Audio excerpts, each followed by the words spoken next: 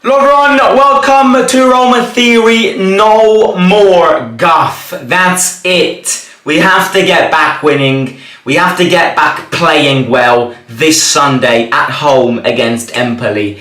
It's just crucial because, you see, the escalation of this mountain needs to begin. We have fallen behind. We are 19th in the league. And we have to climb back a lot of positions. And a lot of these positions, the only way we climb them back is, first of all, the first thing is obviously getting 4 points against these teams. Something which in these first 3 game weeks definitely didn't work out well. But yeah, obviously, match preview today. We'll go through the predicted 11. We'll speak about them. We'll speak about us. And yeah, if you've got any questions, any thoughts, any interactions, pop them in the chat. Smash the like button. Subscribe to the channel.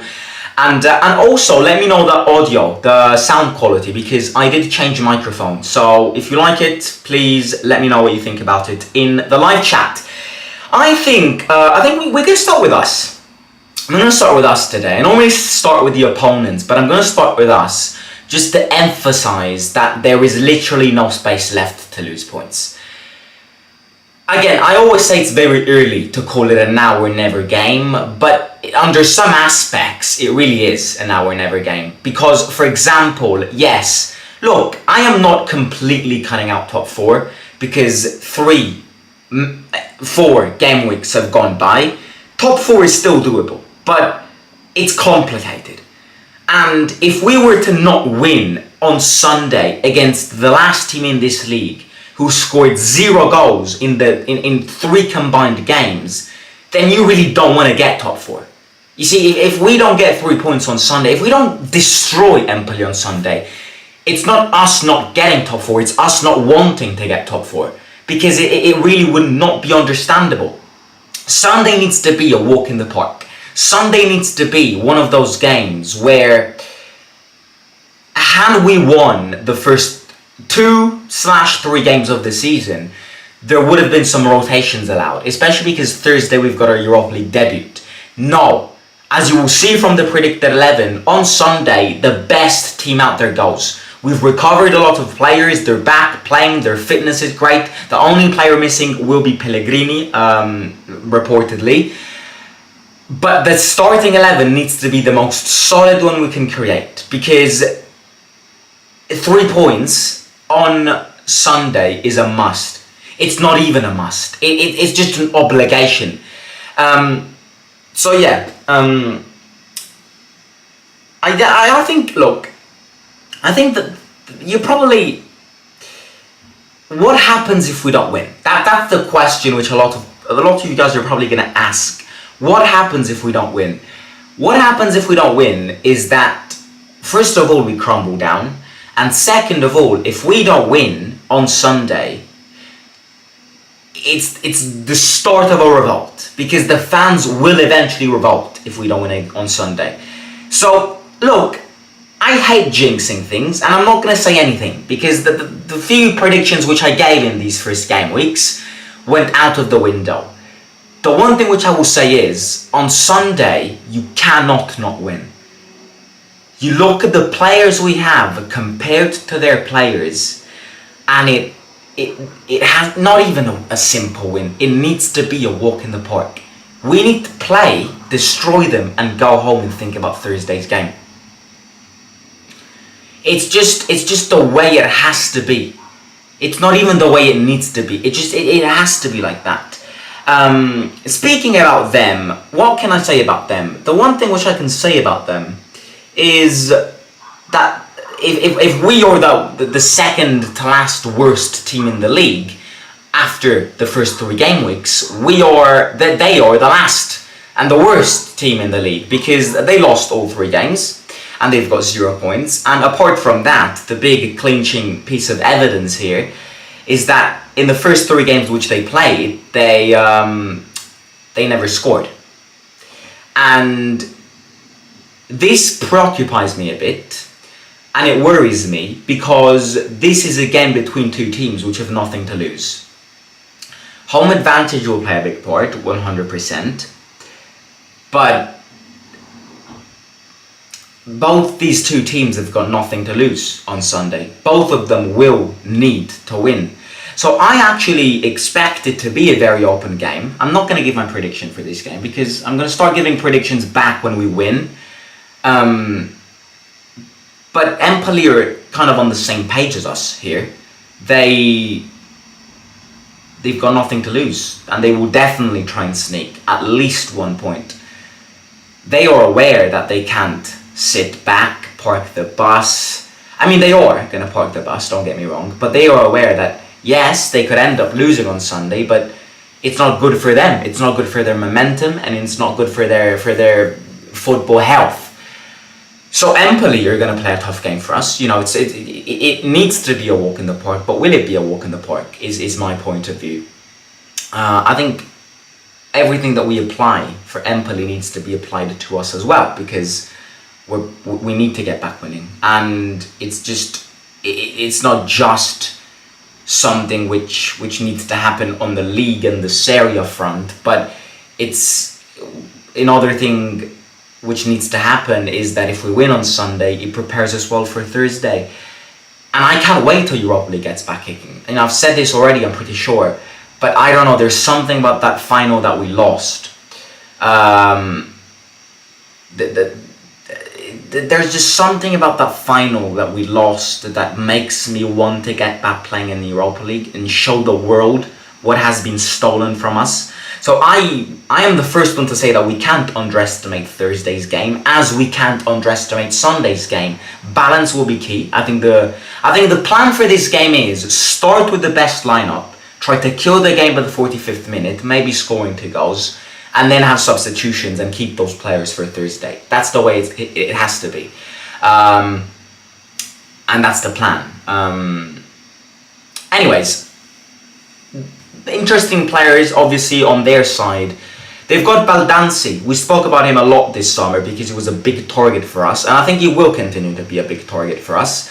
The problem with him is that there's going to be growing competition. He started the season on a bad note, but he's just one of those players to watch who's going to mark the future of not just the Italian national team, but the Serie A. He's going to have a big part in this league. He plays for a team like Empoli. Empoli are a team which recycle a lot. Empoli are a team which invest a lot. They've got a great philosophy, I think.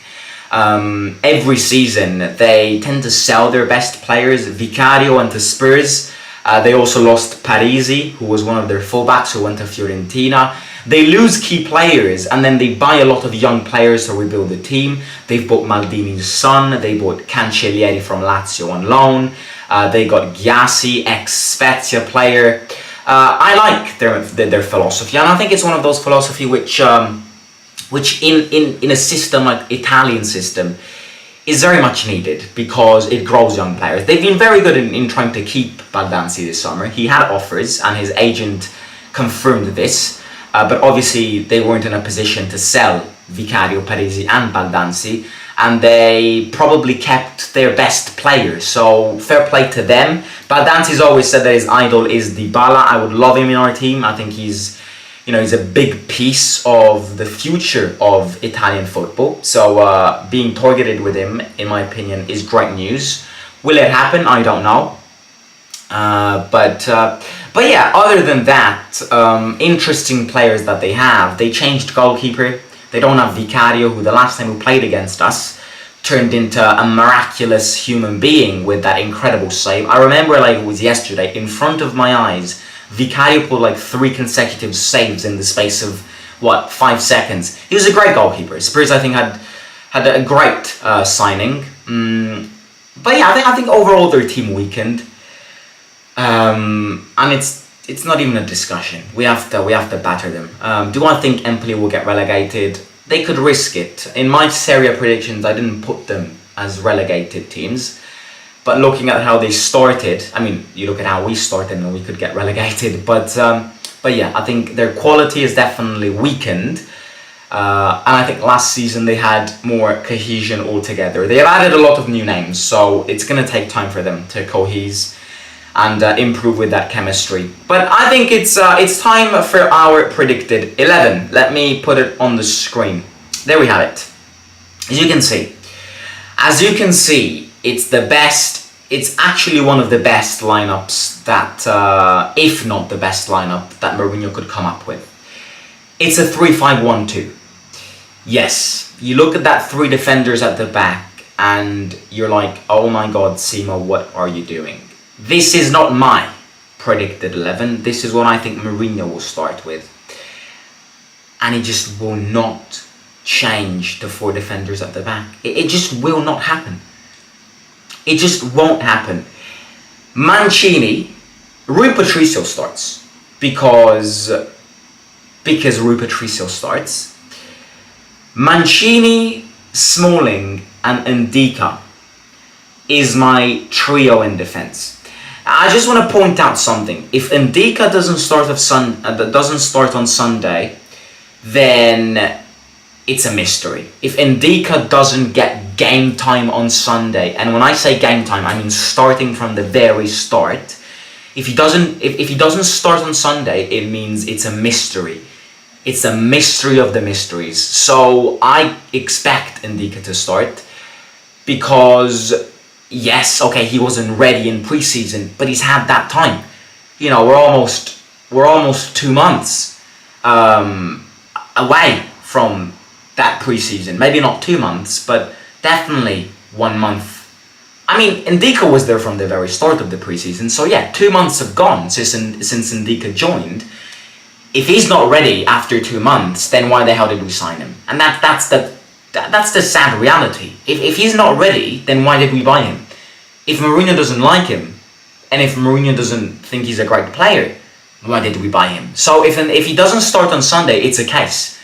It's a mystery. And I do think he will start on Sunday because I think we need changes in defence, because our defence has been poor in every single game that we've played so far. A lot of the blame goes to Smalling, but as I said many times, our defence is something with Smalling and something without Smalling, and not just on abilities, but on leadership. Smalling starts without a doubt, Mancini next him, Llorente out, and Ndika gets his place. For midfielders, I am going with Christensen on one side and Zalewski on the other side.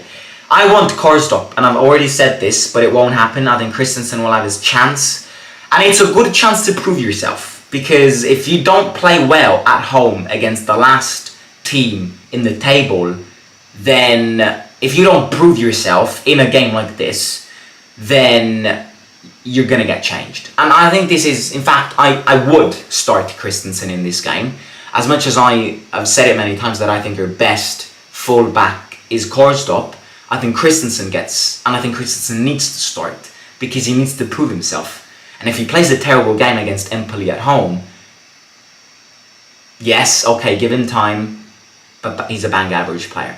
So I think it's the time to shine. I call me crazy, but I can see Christensen score on Sunday against Empoli. I really do. If not score, provide an assist. I'm calling it. Christensen assist on Sunday. I've called it. I have called it. On the other side, I've gone with Zalewski. Main reason here is this. Spinazzola got a call-up from the Italian national team, right? He got a call-up, and for both games the Italian national team played, against North Macedonia and against Ukraine, Spinazzola wasn't even sitting on that bench.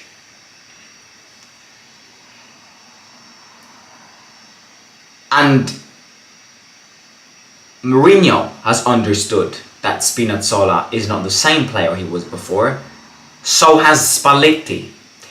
But the big controversy here is, if you're Spalletti and you give a call-up to Spinazzola, and then you sit Spinazzola out on the stands for 2 consecutive games, then why the hell did you give him a call-up? And that's the thing which I will never justify. Because if you called Spinazzola and then you let him sit in the stands for the 2 games you play, then you might as well just left him in Rome so he could train with the team. And I will criticize Spalletti on this. At least put him on the bench. He was not on the bench against Macedonia or Ukraine. Did Spalletti find that he is unfit? Well, I don't think there's a genius which needs to understand this. I don't think it takes a genius to understand that Spinazzola is unfit. I mean, a little child could see that Spinazzola is unfit. Yes, he scored a goal against Milan, lucky goal. He's unfit. the entire team is unfit. And Spinazzola, with the role he has, which is running and running and running, is the one which needs to be probably the fittest if he wants his role and his position to be as effective as it possibly can. And I do think that Zalewski will start. Again, playing with two fullbacks like this, it's a risk because fullbacks need to add something to this team, but they don't add something to this team. And I just again, maybe something changes. You know, maybe now that Renato Sanchez, Aouar, Dybala and Lukaku are all on the pitch, maybe we can create more chances. Maybe they've improved in their crossing this week. I mean, Zalewski had a few days to train on his crosses these days. So yeah, I expect Zalewski to have a good game. And I hope that Zalewski has a good game. My two box-to-box mids are Cristante on one side and Renato Sanchez on the other. Renato Sanchez isn't 100% fit, but I've been told that he will start on Sunday. He's back training with the group, which is big. In the 20 minutes he played against Salernitana, he gave a great impact. He's the player we need if he's fit, dragging the ball forward and using his body and his physique to drag the ball forward. And I think the Cristante-Renato Sanchez partnership can work well because one of them is more offensive and one of them is more defensive. So you don't lack creativity. In front, I've gone with Aouar. Yes, he got injured against Milan, but he's back. He did not go with the Algerian national team. He got back. Fitness, he got back fit. And then up front, it's the debut of what can be one of the best striker duos, attacking duos in the entire league. They will need time. And they will need to understand each other. They will need to develop that connection. But with their names, with the names they have in the back of that shirt, Lukaku and Dybala have got the potentials of being one of the best duos in the league. And it's their time to shine. In a moment of desperate need of 3 points, the entire team will kind of climb on the shoulders of both Lukaku and Dybala to try and win the game. I'm calling it. Lukaku's going to score on Sunday. Fun fact about Lukaku, Empoli is the team which in his Serie A experience he has scored the most against. And fun fact about this, to back this, every 35 minutes, Lukaku has scored a goal against Empoli. There you have it. Lukaku to score on Sunday at home in his debut with Dybala next to him. Maybe Dybala can score too. I'm expecting a reaction. I want to see a reaction. I'm expecting a team which needs to shut down the criticisms. I'm expecting a manager which needs to shut out criticisms. I'm expecting an empathic reaction game from the entire team who is aware that the first 3 games have been terrible. Now we've had an international break to reassemble. It's time to shine. And we've got a good streak in the league to try and get as many 3 points as possible. What perfect time than to start this streak on Sunday, because it's the only way we can put that pressure on top 4 is by winning and winning and winning and winning. And if we want to win, we've got to play better. We've got to improve and we have to play with more will and more passion. So yeah, predictions. Yeah, I'm going to give my prediction. I don't care if I'm going to jinx it. I'm going to go 2-0 loss. I'm actually going to be more positive here. I'm going to go 3-0 to Roma. Yes, it's crazy because we never score more than 3 goals in a game. But I've said it. 3-0 to us. Clean sheet. Great way to restart. And yeah, let's read some comments, shall we? Regarding Totti, do you not think it's insulting to ask him to come back to be the point person for referee complaints? Seems odd. Totti should have a massive role in their club, or don't ask him back. I don't think...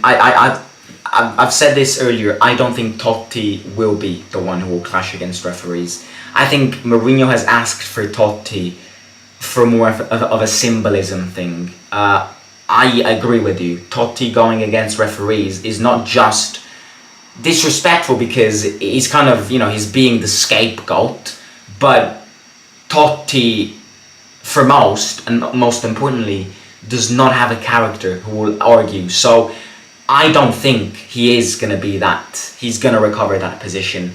I think he's going to be somebody who will work around Thiago Pinto involving transfers. Look at what Maldini did at Milan. I think that's what Totti will become. Or look at Zanetti at Inter. Sound is pretty terrible. Great. I'll try and fix it. Empoli have nothing to lose, Roma have everything to lose. We need a solid defensive performance above all else, and if Ruiz screws up one more time, bench him, Svilor, until we find a new keeper. I agree. I agree here. It's the last call for Rui Patricio. Because if he loses us points this game, yes, I agree, Svilor should start. And you know how much I kind of disguise Svilor. All of our goalkeepers I disguise, but... Sorry, not disguise, despise. But yeah, I agree there. That's something which we'll cover in the match reaction, if we need to cover it. But yeah, I do agree. It's definitely his last chance. Svilor is a great goalkeeper. It says Globe. Isn't Zaleski and Sanchez injured? No, they're back. Sanchez isn't 100% fit, but apparently he will start. I think this could be a chance for Karsdorp, as he's been at Trigoria training with the team while Christensen was on international duty. I agree. I would love Karsdorp. I think Karsdorp, it's Karsdorp's game, but I don't think it will happen. And Dick could be a huge standout this season if he settles into Italian football. I love his characteristics: strong, pacey, and nimble. I mean, hopefully he starts, mate, because it's a mystery if he doesn't start. Can we all agree? It's a mystery if he doesn't start. If he doesn't start, it means Mourinho doesn't like him. Let's all be honest here, because it can't be possible. Especially when your defense has been playing so bad, it cannot be possible that Mourinho isn't even considering him. So if he doesn't start him on Sunday, then there is something which he doesn't like about him. He's had 2 months. It's not about the preseason fitness levels anymore. 2 months is a lot of time. He trains every single day. If you're telling me Ndika didn't improve in the space of 2 months, then he has a bloody problem. So yeah, if he doesn't start on Sunday, I think it's linked to manager choices. Starting Sanchez when he's not fit is a mistake. Risks hurting him for longer. I agree. I fully agree. But I also agree that he can be the game changer in this game. I mean, not that we need a massive player to change a game against Empoli at home, but we just need to get back winning. And 3 points is all we need to care about on Sunday. Because if we don't get 3 points, we keep on falling down. We're 19th in the league. Do we realise this? So, I agree, it's a big risk, but it's a studied risk. Will he play 90 minutes? No, he won't. Will he probably play 45 minutes? Yes, and then he'll get subbed off. Renato from the first, why not? Anyways, I'm going to catch you tomorrow with Mourinho's press conference reaction. We've got the Inter Milan derby tomorrow, so we'll speak about that in tomorrow's live stream. Smash the like button, subscribe to the channel, take care, and yeah, let me know in the comments your starting 11s and your predicted 11s and who you think Mourinho will start. Enjoy your Friday evening, and I will catch you very, very soon. See you out.